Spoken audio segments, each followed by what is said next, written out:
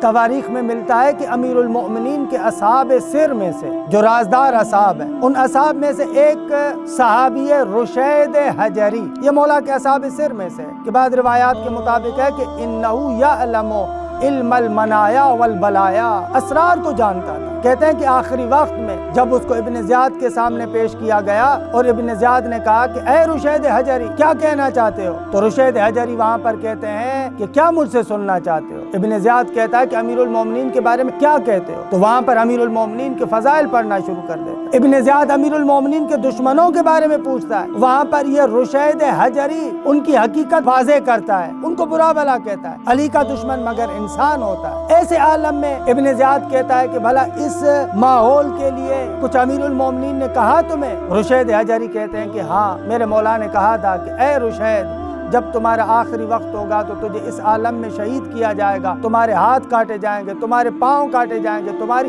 زبان کو کاٹ لیا جائے گا۔ تو وہاں پر ابن زیاد کہتا ہے کہ میں تمہارے مولا علی کے قول کو غلط ثابت کروں گا۔ ابن زیاد حکم دیتا ہے کہ رشید حجری کے ہاتھ کاٹے جائیں، پاؤں کاٹے جائیں، لیکن اس کی زبان کو نہ کاٹے۔ کہتے ہیں کہ جب ان کے ہاتھ پاؤں کاٹ دیے گئے اور چوراہے پر کھڑا کر دیا گیا تو وہاں پر رشید حجری حتیٰ اس آخری لمحے کو بھی ضائع نہیں کرتا۔ وہاں پر رشید حجری کہتا ہے کہ آتونی بدوات و قلم، جاؤ جا کر کاغذ اور قلم لے کر آؤ تاکہ میں تمہیں بتاؤں وہ اسرار، وہ راز، وہ رموز جو میرے مولا امیر المؤمنین نے مجھے بتائے۔ تو دیکھیں عزیزان من، یہ آخری وقت ہے، چند لمحات بچے ہیں، لیکن اس وقت بھی رشید حجری اپنے ان ایام کو ضائع نہیں کرتا، لوگوں کی ہدایت چاہتا ہے۔